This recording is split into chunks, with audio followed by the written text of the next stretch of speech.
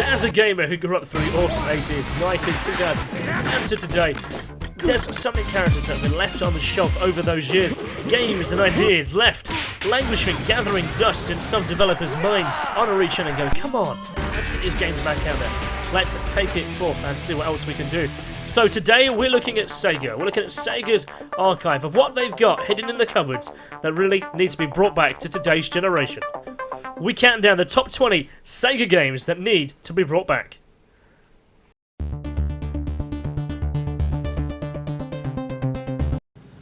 Now, as reviewers said back in the day, this was completely out of character for Nintendo. This was Sega's title, Mad World. And this was awesome. You know, it was violent, it was colourful, it was dynamic, everything was kind of black and white, it had this kind of surreal blood all around it. Looks a bit like a Frank Miller film, in fact. That's kind of this is exactly how this will play. So I'd like to see Sega dip back into its franchise of Mad World. True, the characters, some characters did migrate over to Anarchy Rules, so it was released on the Xbox and the PlayStation 3. It wasn't really a great game. They didn't really play anything like Mad World. Come on, they can do one of these. You know you want it.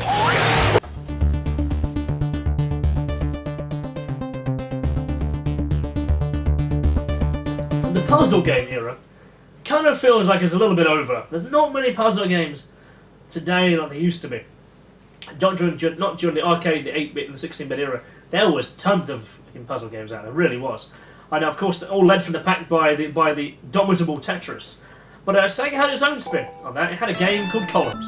Columns is a great fun little title. It had a nice little style of it as well, very Greek. Had interesting lore about itself as well. There's this whole page of a story. Because it's so colourful and so different, generally it's still the same line, throw it up and it disappears. But the principle of it's quite nice. I'd love to see that being brought to, say, a new generation. Just brand new, just colours, textures, just give it a nice new edgy look. But still call it Columns. I think there's an opportunity there for Sega to bring that forward as a new release to go.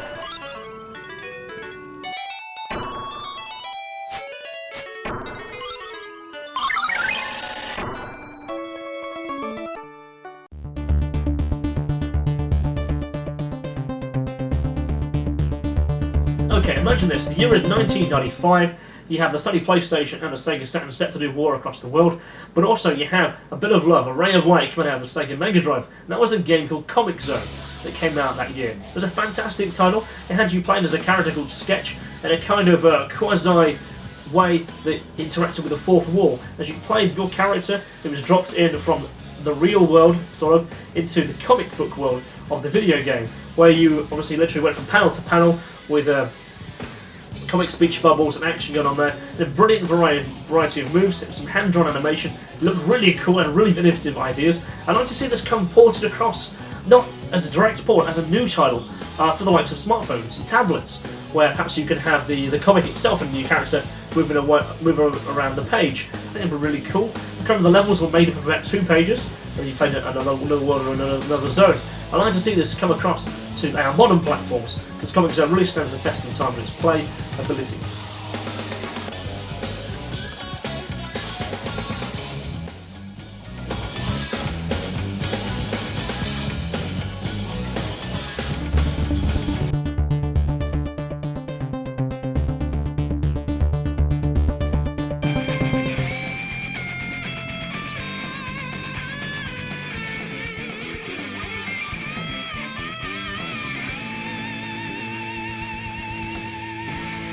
Ferrari F355 Challenge.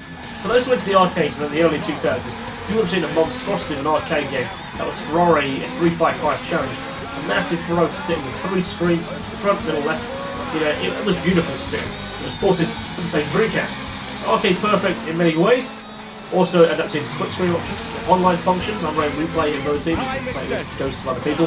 It was pretty cool. I was surprised that Sega, in fact the Sega AM2 created this. Yu Suzuki, of course, with his love of Ferraris and Outrun and so on. It's never had a sequel. It never had something new from this brand. Come on Sega, revisit F355 Challenge. Make it new, make it happen. Congratulations.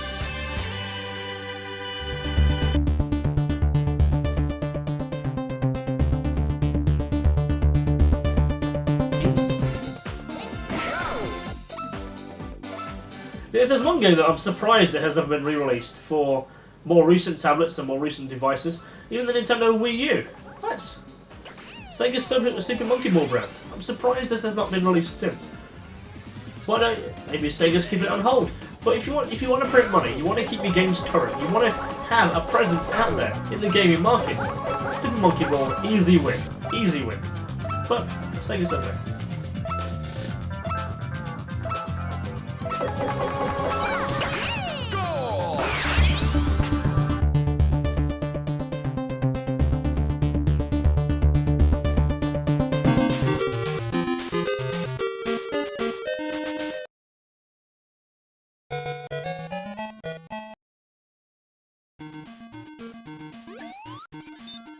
Another great game from Sega's archive history is that of Alex the Kid. Alex the Kid was a great title. Back in the day, it was one of Sega's mascot characters before Sonic the Hedgehog came along.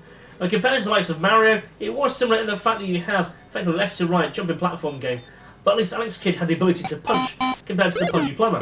So, would we like to see Sega revisit this title? I certainly would.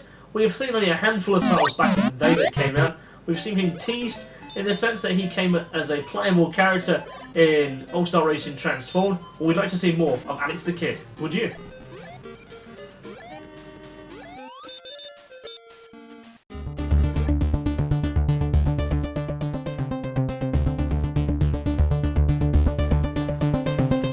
Okay, so back in the Sega Mega Drive days, that was a great game, because Sonic the Hedgehog 2, arguably it was probably the Mega Drive's best game. And on that title, there was an area called Casino Night Zone, where Sonic the Hedgehog kind of took on the role of a pinball. You had like the fruit machine stuff, you had bumpers, and bouncers all around the screen. It was pretty cool. So they took that idea and made their own game of that. It was called Sonic Spinball. But Sonic Spinball was just terrible. In fact, the first couple of levels are set in kind of grungy, slimy kind of level. It wasn't vibrant, it wasn't colourful at all, but the idea, I think, is quite good. If you translate that to, say, a modern smartphone or a modern tablet, and you put it high res, looks nice, you go to the toxic levels, and you make a level, it's just Sonic, right? It's a Sonic branded game. Sonic is a pinball, it's alright. You could do that. If you had like your bumpers at the bottom of the screen, or you use your L&R triggers, you kind of have a concept, it kind of solves itself in a very simple way. Sonic Spinball, I think, should be revisited as a brand new game.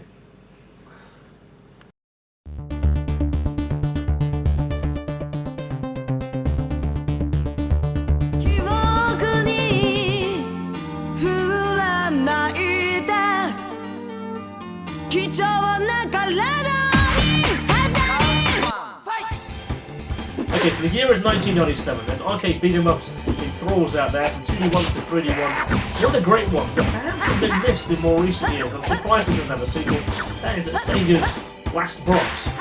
Arcade beat-em-up coming out of Sega's AM3 as opposed to AM2 division. Also, they did a port to the console version as well.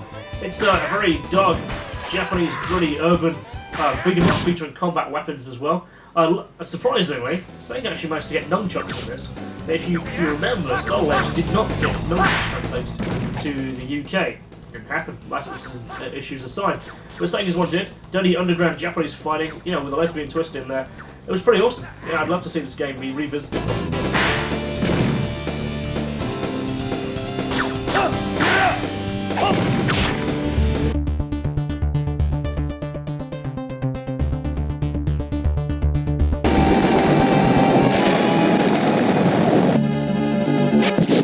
A game that came out of ancient Japan, the team behind Streets of Rage, was a great action RPG with the title of Story of Thor. Almost often overlooked and lost to the winds of time, Story of Thor holds it today. It's still got a great story to it, it has great sound effects. In fact, the sounds are riffed directly from Streets of Rage, so it kind of sounds the same. Story of Thor did in fact have a sequel. It came out on the Sega Saturn. Not one I have, unfortunately, myself. But I'd love to see that era, that universe, that character revisited for today's audience as an action RPG with some beat-em elements. I think it'd be pretty cool. How about you? How would you like to play Story of Thor reboot? No, re-envision. Reimagine. Like Battlestar Galactica.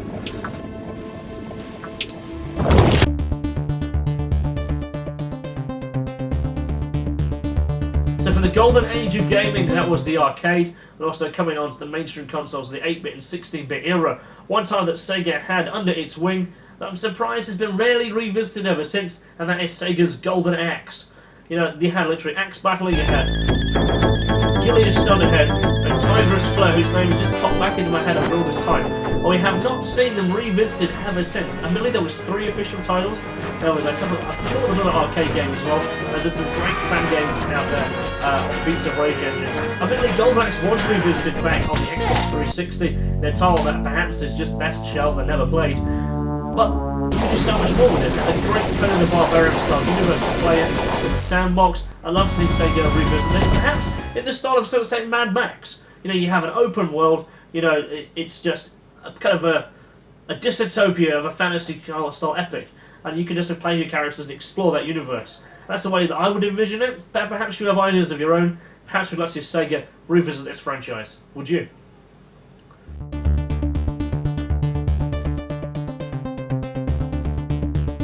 So imagine yourself in this era if you weren't there already. You have the battle going on between the Sony PlayStation and the Sega Saturn, with a Nintendo looking to come in and dominate with this N64. And one game that came out of this time that is very unique on consoles, in fact, was this massive strategy action RPG that came out of Sega, and that was Dragon Force. Dragon Force is so well remembered by so many people who played it, because the sheer amount of enemies there was on screen at any one time. There's over 100 characters on screen that can be played by you, by anyone else at any time. It's how vibrant it is, how good the combat was. You took over the control of 8 different lands, and I think just thinking back at it, I think the land was called Legendra. I think that's what it was called.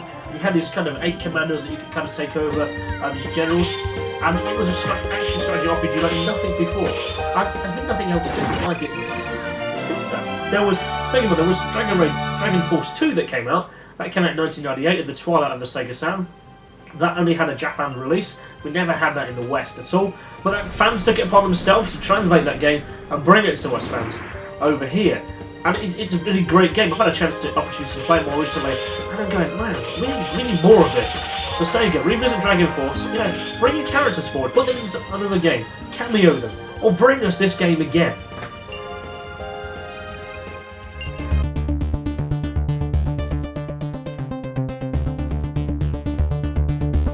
Back in the day, PlayStation, N64, Sega Saturn.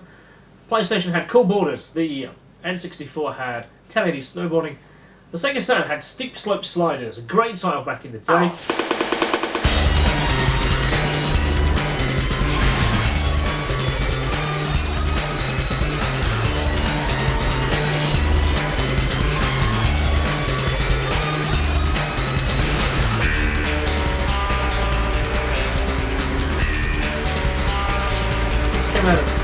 Cave Limited, that was published by Sega. It has a great music in there, has pretty awesome snowboarding action. We haven't seen Sega ever use this brand ever since. It's quite unfortunate how good it was back in the day. It had some great controls, great flips. It's not very arcadey. It was somewhere between a sim and just been a generally really great game. While it's a little arcadey style play, whereas Sega in its nature. I'd like to see this come back again.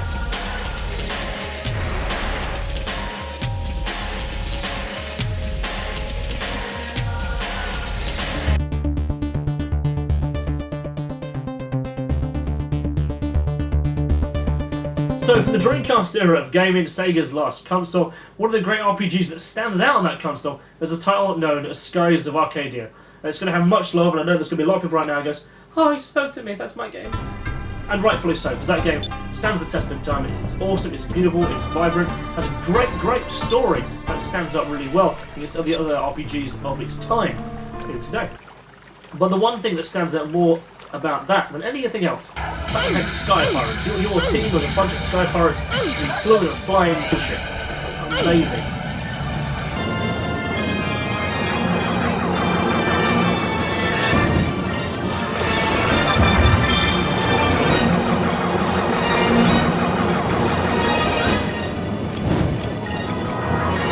Yeah, it played extremely well. I'm surprised that Sega hasn't relaunched this ever since. Don't get me wrong, of course it was re-released onto the Nintendo GameCube back in 2002, but we haven't seen Sega revisit this franchise ever since. There was a cameo, of course, in Sonic All-Star Racing Transform, which again, we'd like to see more of as well, but I'd love to see more of the adventures of the Sky Pirates of Skies of Arcadia. Now would you?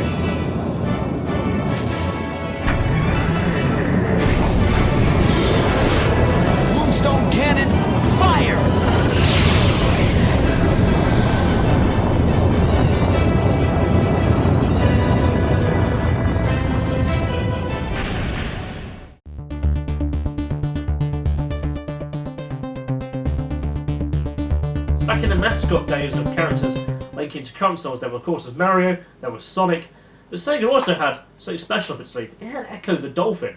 You know, it was a beautiful game. It was quite hard, in all fairness, and I don't know that many people actually finished it. But when the Dreamcast came out, the Echo the Dolphin was rebranded, rebooted for full 3D. You know, it looked and felt like you were actually a dolphin. It was pretty awesome. The game also retained its difficulty as well. Unfortunately, I seem surprised that Sega have not revisited this brand ever since. I'd like to see if they do. Whole new Echo in 3D with today's graphics and realistic gameplay. It will be lovely to see.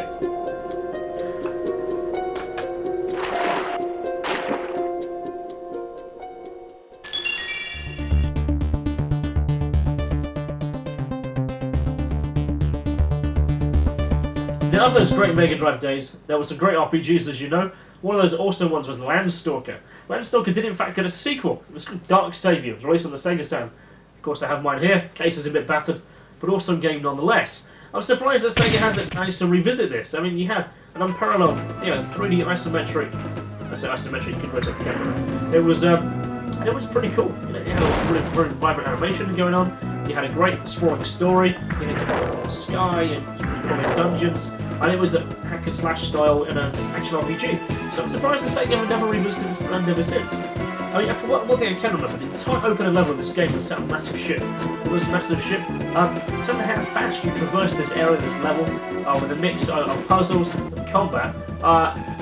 Maybe how difficult the game actually was when you left that area, with easy, normal, hard, and extra hard going in there. It was pretty cool because it means you could finally play the game you wanted to. There was loads of multi-branching paths, the story. Come on, it's in your archive, Sega. Go on, bring these characters forward again. Make a new one, Dark Savior 2. Come on, I'd like to see it. Would you?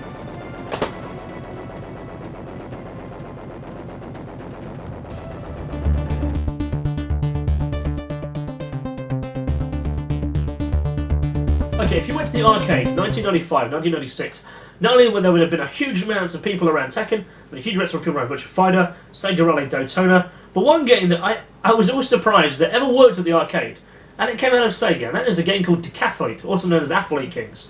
Literally, it was a sports game that actually was good. I mean, take this from a guy who doesn't generally play sports games, but it was fun.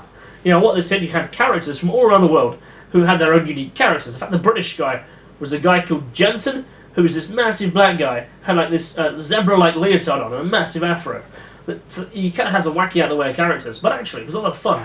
He competed in a number of events, and then it was just fun. You know, it was a general like decathlete style control, button mash, spin it around kind of thing. You know, long jump, high jump, massive race at the end, 100-meter dash and stuff.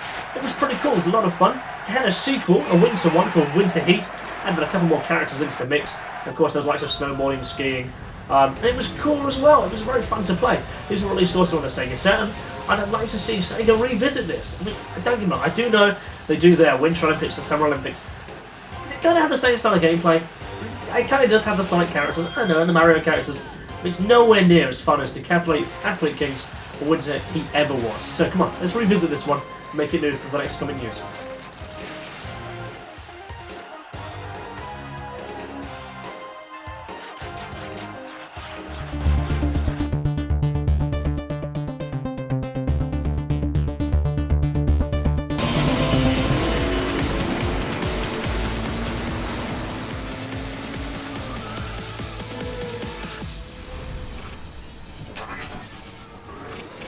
A Sega All-Star Racing Transform is an absolutely awesome game to play. It really matches up, compared to the other kart races that are out there. Everyone is unfairly compared to Mario Kart. This one stands away on its own. You can feel how good and how different this game feels. It looks fantastic, it sounds fantastic, it's vibrant, it's colourful. There's a huge variety of characters from all across Sega's different brands. I'm surprised a game like this hasn't been done since. This came out in 2013. Come on, revisit it again. Sonic All-Star Racing Transform 2 should happen.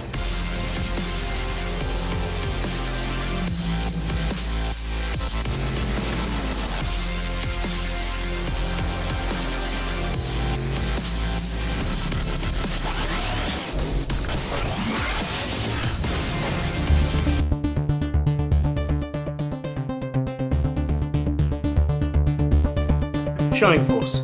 Shining Force made its debut on the Sega Mega Drive Genesis. before making excursions to the other Sega platforms of the age, before spawning a direct sequel, Shining Force 2, was widely regarded as one of the best RPGs of the 16-bit era. Also then, as the Sega Saturn came along, there was a number of other excursions into the world of Shining, with Shining the Holy Ark, Shining Wisdom, and many more coming alongside, before getting a third direct sequel, which was Shining Force 3. This was to be one of the best epics of the Sega Saturn, as the game came in the form of 3 chapters, and then also a premium disc as well. Unfortunately, in the West, we never got to see or to play and experience the continuing story of chapters 2 and 3 and the premium disc, as they were never released over here. Hardcore fans took it upon themselves to translate the chapters 2, 3 and the premium disc and making it available. And since that time, Shining has been a bit quiet. There has been games that have been coming out. That's not to say that isn't the case, but not a Shining Force game. That's why we think Sega should be dipping its hands into that archive and putting out Shining Force and bringing us Shining Force 4.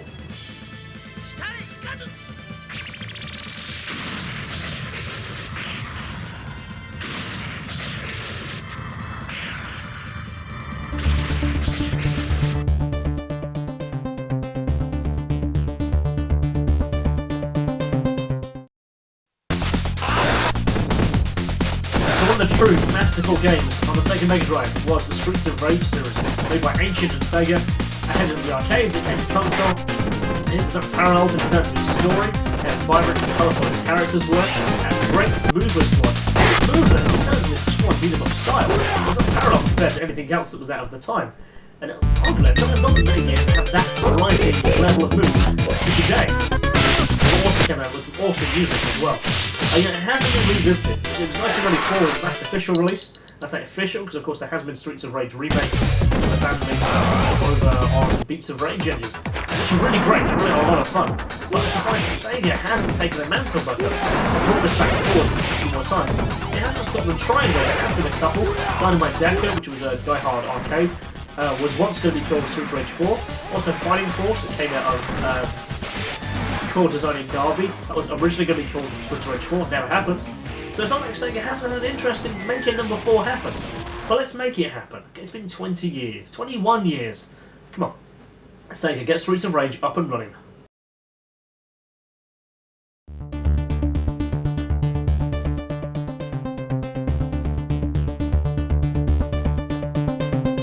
Now, if there's one game that is always in the top 10 RPG lists of many gaming critics, of course, there's Final Fantasy 7, Final Fantasy 8, Dungeons & Dragon Quest in there somewhere.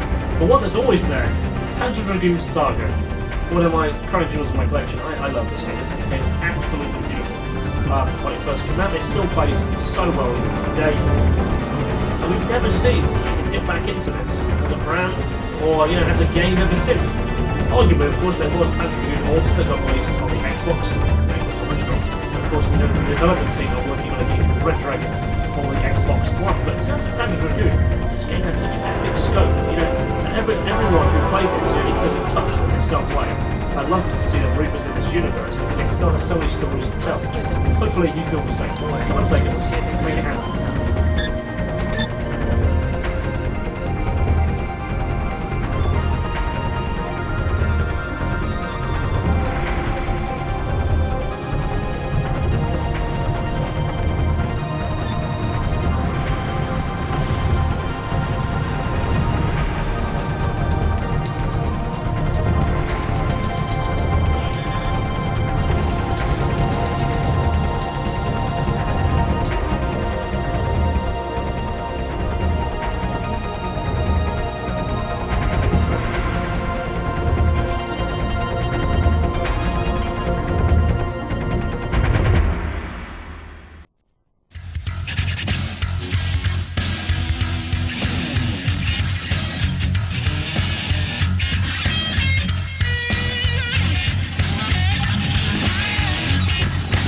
Sega games they could choose from to bring back.